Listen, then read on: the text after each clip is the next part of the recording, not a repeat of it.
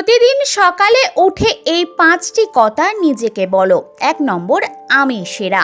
2 নম্বর, আমার কাছে কিছুই অসম্ভব নয়। 3 নম্বর, ঈশ্বর সবসময় আমার সাথে আছে। 4 নম্বর, আমি একজন বিজয়ী। 5 নম্বর, আজ আমার দিন। অন্যকে হারিয়ে জয়ী হয়েছো, তার মানে এই নয় তুমি জিতে গেছো।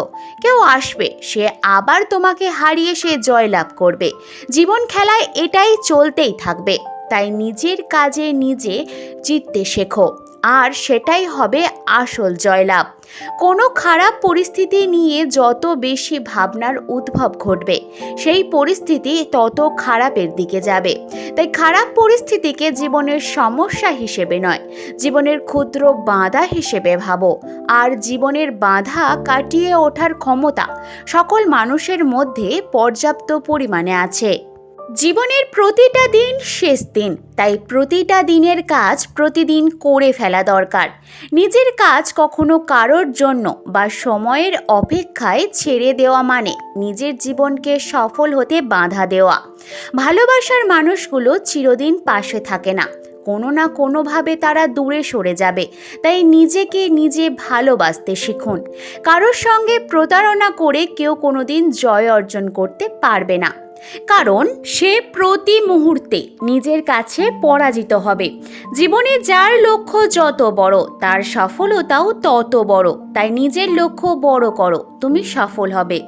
অন্যের জীবনে নিজের স্থান খোঁজা বন্ধ করো, নিজের জীবনে নিজেকে আরও ওপরে নিয়ে যাও। সঠিক সিদ্ধান্ত তোমার আত্মবিশ্বাসকে দ্বিগুণ করে দেয়, আর একটা ভুল সিদ্ধান্ত দ্বিগুণ করে দেয় তোমার অভিজ্ঞতাকে।